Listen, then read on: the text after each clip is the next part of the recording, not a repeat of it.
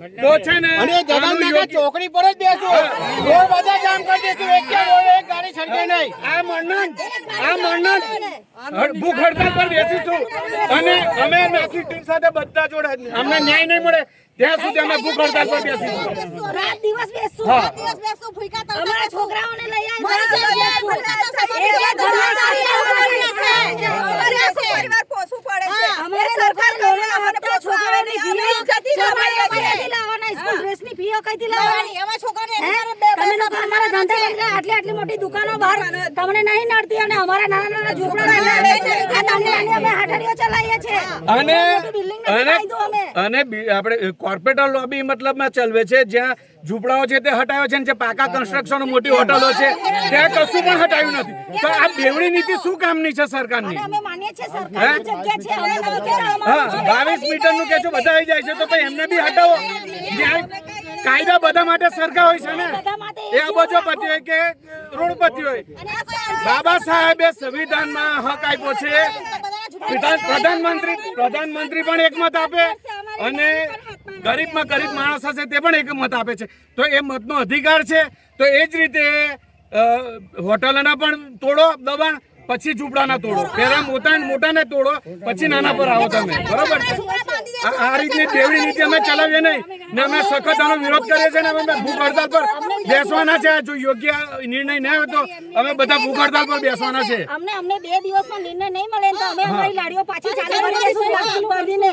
કારણ કે અમારે રોજની ખીચડી લાવવાની કઈથી લાવવું અમે રોજ ખાવાવાળા માણસો છે.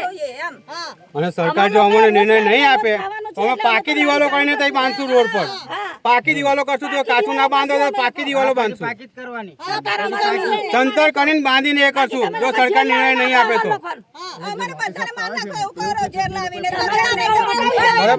સરકારની જમીન નથી, પબ્લિકની જમીન છે. પબ્લિકની જમીન પર રોડ બનાવે. સરકારની જમીન સરકાર પબ્લિકની નથી. સરકાર બનાવીએ તો અમે ઉતારતા સરકારને ઉતારતા વાર નહીં લાગે. અને એવું કહેવામાં આવે છે, નોટિસ આપે તો એવું કહેવામાં આવે છે કે હોટલો વાળા અને મોટી એ વાળા એવું કહે છે કે પરમિશન આપેલી. તો એ પરમિશન અમને પણ આપી દો ને. બરોબર છે? એમની પરમિશન કઈ ટાઈપની છે અને આ ગરીબોની પરમિશન કઈ? એમને ઝૂંપડા તોડો છે. એક સરખો કાયદો હોય, બીજી વાત આવે નહીં આમાં. શ્રીમંત બધો એક કાયદો હોવો જોઈએ. બરાબર?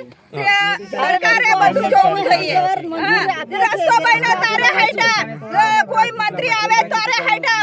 અમે કેટલું નુકસાન જેલું છે એવી હટી જઈએ પણ હવે હટવાના નહીં. હવે અમને ન્યાય જોઈએ છે બસ. હા, 2 દિવસના નિર્ણય જોયા. હા, ભેદ દડામાં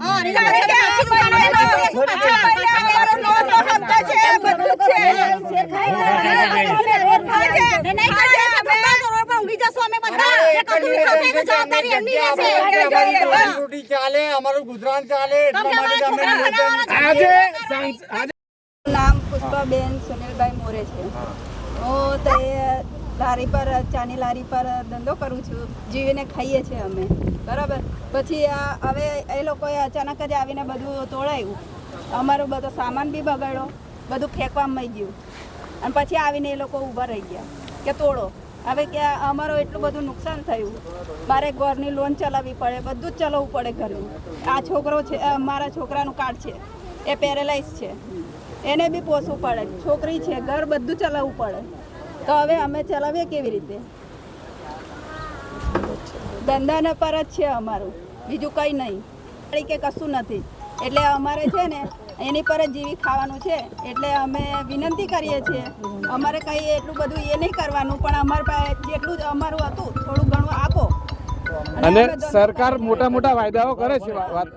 સરકારો મોટા વાયદાઓ કરે છે. રોજગારી કે પકોડાથી બી રોજગારી મળે. તો પકોડા વાળા જે પકોડા બનાવીને રોજગારી મેળવે તેમને નડે છે. પાકું કન્સ્ટ્રક્શન કરી દીધું હોય તો તમે તોડી શકો છો, પણ આ કાચા ઝૂંપડા બનાવે ગમે ત્યારે હટી જાય એમ છે. આ પેરેલાઇઝ છોકરાને પાડવાનું પકોડા બનાવે છે. બરોબર છે?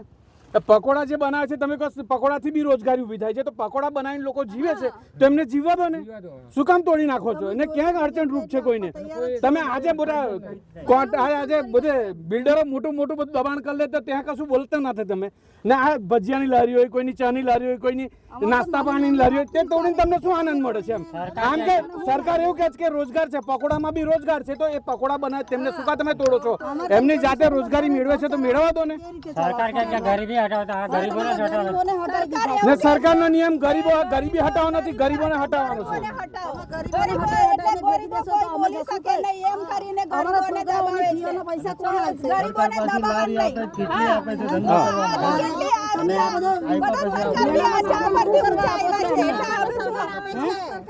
તમે ગરીબ કલ્યાણ મેળો ભરો છો અને કહો છે કે અમે બધી સહાય આપશું, એ સહાય આપવાનું બંધ કરી દો. આ માંગ જો વ્યાજબી માંગ સ્વીકારાય નહીં ને તો સમજો કે અમે ભૂખ હડતાલ પર બેસું, આ મનન ઉપવાસ પર બેસું. બધા તૈયાર છો ને?